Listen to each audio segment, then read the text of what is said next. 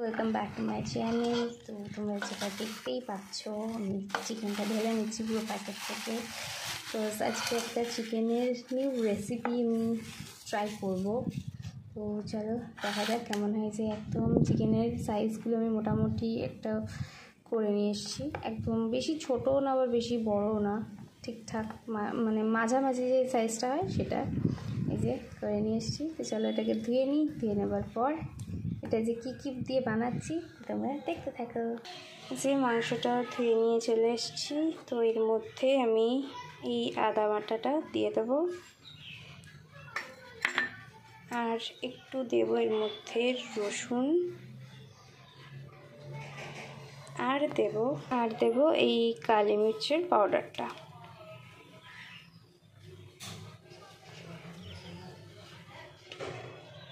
এরপর এটা সবকটা একসাথে খুব ভালোভাবে একটু মিক্সড করে নেব, একটু লবণ দিয়ে, সামান্য পরিমাণে একটু লবণ দিয়ে সবটা ভালো করে মিক্সড করে নেব। মিক্সড করে জাস্ট 10 মিনিটের জন্য আমি এটা রেখে দিয়ে তারপর এটাকে ফ্রাই করে নেব। এই ম্যারিনেটটার মধ্যে একটু সামান্য লেবুর রস অ্যাড করে দেবো, যাতে টেস্টটা আর একটু বেটার হয়ে যায়। তো এমনিতে লেবুর রস দিলে খুব ভালো টেস্ট আসে। আর এটার মধ্যে একটু কাঁচা সর্ষের তেল অ্যাড করে দেব।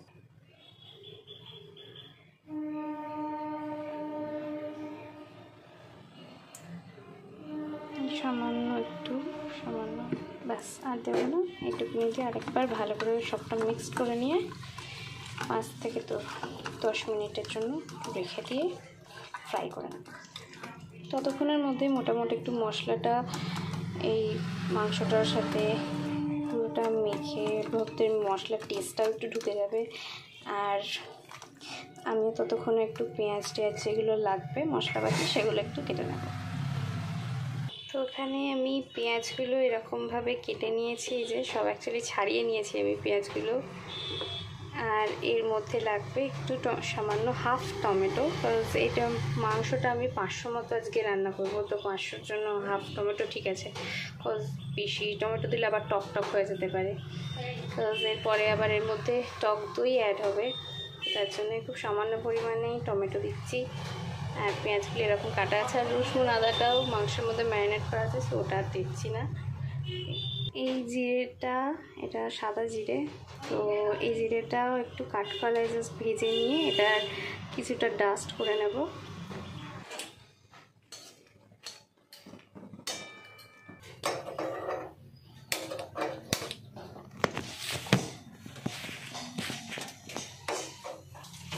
তো গ্যাসটা জ্বালিয়ে নিয়েছি, তারপর এই যে কড়াইও বসিয়ে দিয়েছি।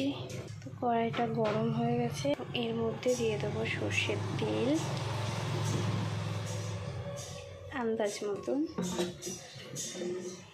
এটাও একটু গরম হোক।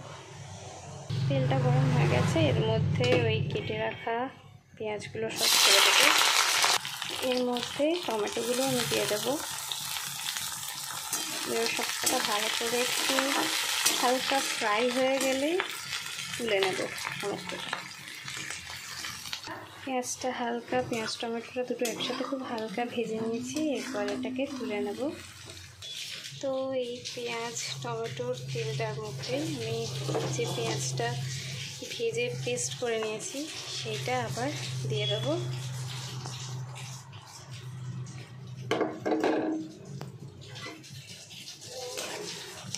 দেবার পর আর একটু ভালো করে এটা নাড়িয়ে নেব।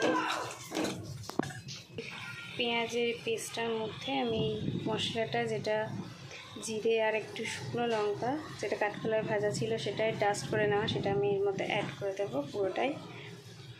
তো যে পুরোটা এরই মাপের মতনই করা ছিল। এবার সবটা ভালো করে মিক্সড করে নিতে হবে। আর তার সাথে আরেকটা জিনিস আমি নতুন অ্যাড করব, সেটা হচ্ছে এই যে বাদাম, যেটা হচ্ছে কাঠবাদাম, আর এর মধ্যে কিছুটা কাজুও আছে। তো সবটাই একটু তেলে অল্প করে ফ্রাই করে নিয়ে এটাও ডাস্ট করে রাখা, তো এটাও দিয়ে দেবো। মধ্যে অ্যাড করে দেবো একটু সামান্য হলুদ, মিক্স করার পর সবটা ভালো করে আবার মিক্স করে নেব। এই কড়াইয়ের মধ্যে আর একটু তেল দিয়ে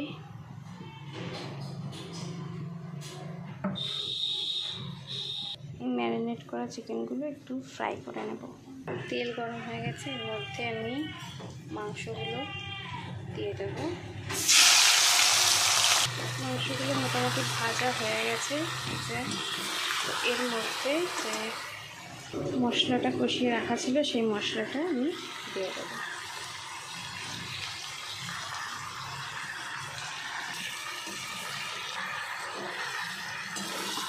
সবটা একসাথে ভালো করে করে নিতে হবে। এরপর এর মধ্যে অ্যাড করে দেবো ভেজে রাখা একটা আলু। ওটা একসাথে খুব ভালো করে মিক্সড করে নিতে হবে। এর মধ্যে এরপর এই ফেটে রাখা টক দইটা দিয়ে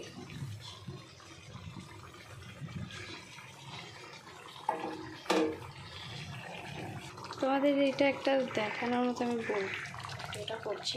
যেটা হচ্ছে এই যে তেলটা বা জলটা যেটা দেখতে পাচ্ছ এক্সট্রা, দেখে মনে হচ্ছে এটার মধ্যে জল দেওয়া, যেটার মধ্যে চিকেনটা অ্যাকচুয়ালি ফুটছে, বাট এটা কোনো জল আমি এখনও অবধি অ্যাড করিনি। এটা যা জল ছেড়েছে বা তেলটা যা দেখতে পাচ্ছ সমস্তটাই চিকেনেরই। কালারটাও তোমরা অ্যাকচুয়ালি দেখতে পাচ্ছ। আমি চেষ্টা করছি দেখানো, জানি না কতটা ক্লিয়ার আছে।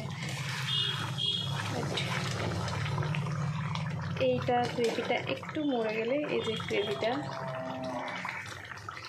দেখো কত সুন্দর লাগছে দেখতে।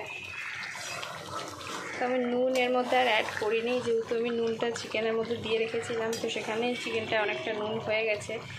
তো রান্নাটা এখন মোটামুটি আমার হওয়ার দিকেই। তো দেখো তেলটা অ্যাকচুয়ালি কতটা ভেসে ওপরে উঠছে। আমি শুধু দুটো কাঁচা লঙ্কা অ্যাড করেছি। তো এটা একটু ফুটে গেলেই এটা বন্ধ করে দেবো। তো এই রান্না রেডি। সো তোমরা দেখো আর তোমরাও ট্রাই করো বাড়িতে, কেমন লাগছে জানিও, টেস্ট সমস্ত কিছুই। তো রান্নাটা ভালো লাগলে একটা লাইক করে দিও, শেয়ার করে দিও, প্রচুর প্রচুর কমেন্টস করো, আর চ্যানেলটা আমার সাবস্ক্রাইব করে দিও। যারা নতুন আছো তারা বেল আইকনটা অবশ্যই অন করে রাখবে, যাতে আমি নেক্সট যে কোনো ভিডিও দিই তোমাদের সাথে সঙ্গে সঙ্গে সেটা পৌঁছে যায়। চলো টাটা, সত্যক্ষণে সবাই ভালো থেকো, সুস্থ থেকো, বাই।